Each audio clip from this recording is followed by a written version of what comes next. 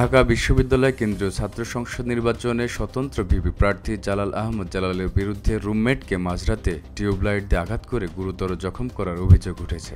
জানা গেছে, গতকাল মঙ্গলবার রাত 12:30টার দিকে বিশ্ববিদ্যালয়ের হাজী মোহাম্মদ মহসিন হলের 462 নম্বর রুমে রবিউলের উপর হামলার এই ঘটনা ঘটে।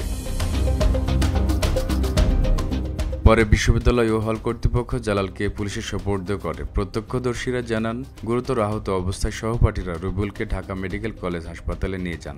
এ বিষয়ে জানতে চাইলে আহত শিক্ষার্থী রবিউল বলেন, টিউবলাইট দিয়ে মাথায় ও বুকে এলোপাতাড়িভাবে আঘাত করে জালাল। সেই সাথে টিউবলাইট ভেঙে বুকের বাম পাশে গভীর ক্ষত হয়েছে।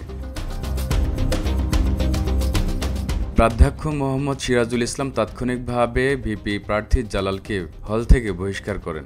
এই ধরনের নৃশংস কর্মকাণ্ডের জন্য হল থেকে বহিষ্কারের পাশাপাশি তার ছাত্রত্ব বাতিলের ব্যবস্থা করা হচ্ছে বলে জানিয়েছেন।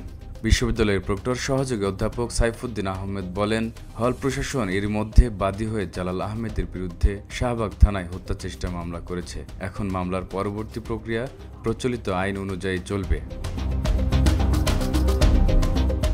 এই ঘটনার পর জালাল আহমেদের ডাকসুর ভিপি প্রার্থিতা থাকবে কিনা জানতে চাইলে বিশ্ববিদ্যালয়ের প্রক্টর সহযোগী অধ্যাপক সাইফুদ্দিন আহমেদ আরও বলেন, তার প্রার্থিতা থাকবে কি থাকবে না সেটা নির্বাচন কমিশন তাদের বিধিবিধান অনুযায়ী ব্যবস্থা নেবে।